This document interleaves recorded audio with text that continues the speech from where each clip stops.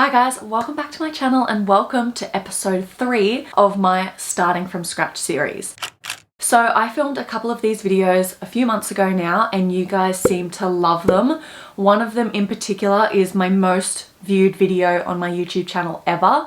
So I thought, you know what, let's do episode 3, but this time talk all about the first 5 items I would purchase if I was looking to start a luxury or designer collection. Because I know when I was just starting to dabble into designer items, I watched so many of these videos and they helped me out so much. So the way that I planned this video is I genuinely thought if someone got rid of my whole designer collection right now, which 5 items would I purchase first? I wasn't thinking too much about the value of the items. I was just thinking about dream pieces that I would want, that I would use day to day and would go with my wardrobe. So I am going to start off with a card holder, because if you are just starting out and want to purchase a designer piece but you don't want to go too expensive, start with a card holder because you will use it every single day. It's totally worth the money in my personal opinion, and I just think they're such a great little luxury item that is also kind of a safe option as well. So when it comes to smaller luxury items, I like to go flashy. I want a lot of logos, I want a lot of monograms. So when it comes to a card holder, I mean, I wouldn't call this particularly flashy, but it is Louis Vuitton monogram. I use this every single day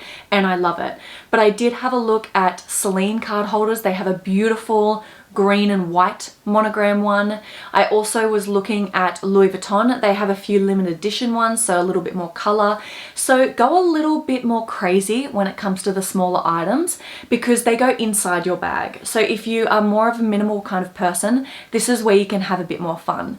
So I would definitely start with either a card holder or a compact wallet, depending on your lifestyle and what you like to use. So this is actually a vintage Chanel wallet and I stumbled across it on eBay and I absolutely love it. And the beauty of this is it's pretty much a card holder, but it does have a flap and a little pocket in there so I can keep cash. Whereas with a card holder, you can only hold cards. So I guess just think about that a little bit. If you are someone that does like to carry a few coins or have the option of carrying cash and you only see yourself purchasing one small luxury item, maybe just go for a smaller compact wallet. But card holders are always really affordable, and I know for a lot of people they don't carry cash. So definitely start out with one of these items. The next item I would add to my collection is of course an everyday bag. And by everyday bag, I mean something that is small to medium in size, can be dressed up, dressed down, but also have a crossbody option. You kind of want it to tick all of the boxes. So my first ever designer bag, which I think was a really good choice, was the Gucci Soho Disco bag. It's a camera bag style. I know YSL do one like that. The Loewe puzzle bag is a really good option as well. I've got a little bit of a dupe of the Loewe puzzle bag, and going off how much I love this bag and the usability of it, it also has a crossbody option. I think that purchasing a Loewe puzzle would 100% be worth the money. So an everyday small to medium sized bag, of course the Louis Vuitton Pochette Accessoire is a really great one as well. That was my second ever designer bag, I believe. But I think going for a small to medium crossbody style bag is a great one because it will stand the test of time. And when it comes to my top handle bags or my Boston bags or any other styles, they're the ones that kind of come and go, but these ones really do stay in my collection for a long time. The next item I would purchase is a work bag or a tote bag, something a little bit larger than your everyday bag, because for me personally, I do work in an office, so there are times where I need to carry my lunch, my water bottle, I take an ergonomic mouse to work, and all of this stuff really does take up space. So if I had to take my pick out of all the luxury bags out there, of course I was looking at tote bags because I currently use the Longchamp Le Pliage tote, the large size. Love it. It's very lightweight and so good for work, very durable. So that's a great little start out luxury one. But if I had to choose my top, it would definitely be the Rowe Margot bag. I've never owned this bag. I just love the look of it. And I think that if I had that with an organizer, so I have an Etsy store where I sell handbag felt organizers. which are just a game changer when it comes to my medium to large size bags. I'll link my Etsy store below, but I just feel like the Margot bag with an organizer would be perfect. I did stumble across, because I often look at the Margot bags on Instagram, and a brand called Ryland Studio, I believe it's an Australian handbag brand, popped up on my Instagram, and it looks like they're coming out with a little bit of a Margot dupe. I'll insert a photo of it, and it releases next month. So I feel like, I think it retails for around $700 or $800.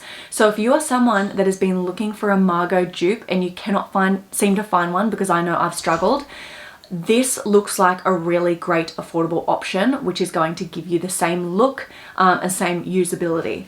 So of course, in a dream world, I would have the Row Margot bag, but because they are quite expensive and hard to get, I am seriously considering this one from Ryland Studio. In the past, I would have for sure recommended the Louis Vuitton Neverfull or the Louis Vuitton Speedy 30, but that was when I was just wrapping my head around designer items and I didn't really know what was out there. But now I feel like I've found my personal style.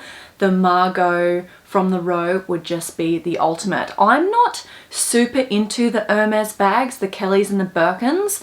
I mean, my style changes a lot with handbags, you know, with trends and everything, but I've never gravitated towards those bags, and I think it's because they're a top handle and I want something that I can sling over my shoulder for work. The next luxury item that I would purchase, now that I am a little more aware of my jewelry, I feel like jewelry was always secondary to me. I always just wore the same pieces of jewelry day in, day out, but I've definitely started to build a bit of a capsule jewelry collection. And something that I really want is a beautiful designer watch. Of course, the Cartier watch is like high on my wish list and a dream item, but they're very expensive. So I have actually been looking at similar styles, but something more affordable, but still really good quality. I think I mentioned this in my last starting from scratch episode, that it's quite difficult to find women's watches that are waterproof. And isn't it crazy? Like, so many men's watches are waterproof by like 50 to 100 meters, but with women's, it's all just a little bit water resistant. But in the meantime, I do have a watch from Rosefield and it has done me so well over the years. It hasn't tarnished. I get so many compliments on it and they have so many beautiful styles. There was another brand that I came across. I'll insert it on the screen. Again, it came up on an Instagram ad and it looked so much like Rolex women's watches. I'm struggling to find my words today. Apologies for that. And the last thing that I wanted to mention is a pouch, because I use this little pouch here. It's just a little vintage Chanel pouch in my bag, either in my everyday bag or my work bag, as a bit of a catch-all. So lip balms, tampons, panty liners. I also keep hair ties and all of those little bits in a pouch. Now, if I had to start my collection from scratch, this one is a little bit small. I would probably go for the Louis Vuitton mini pochette accessoire, I believe it's called. So I absolutely love that pouch because it can fit so much in it as a catch-all within your bag.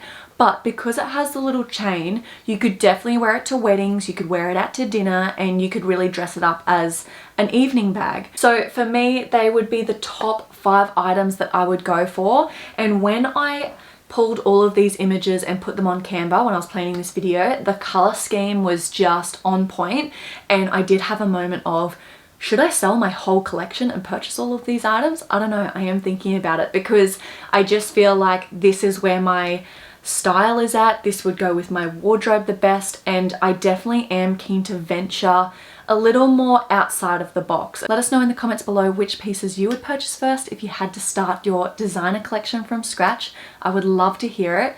And I was thinking, should I do another one of these videos purely about vintage designer items? Because after all the vintage designer bags that I've owned, there are definitely some that I would purchase again and some that I would steer clear from. So if you would want to see that video, let me know in the comments below. I do have all of my content now planned until like mid-July, I think. I've got a few video ideas that I want to film, so maybe I could do that when I get back if you guys want to see it, because I do plan on taking a full month off YouTube when I go off and get married and go on my honeymoon. I was going to try and pre-film some videos and have them go up whilst I was away, but But the reality is I'm not a full-time YouTuber, so I just don't have the time to do that, especially with everything coming up. All of my spare time I'm going into getting everything ready. So I hope you guys don't mind that I'll be taking quite a break there. The biggest break I think I've ever taken on YouTube. It'll be, yeah, around 4 to 5 weeks, I would say. But yeah, if you did like this video, please don't forget to give it a thumbs up. If you haven't already subscribed, make sure you do, and I'll catch you all in my next one. Bye guys.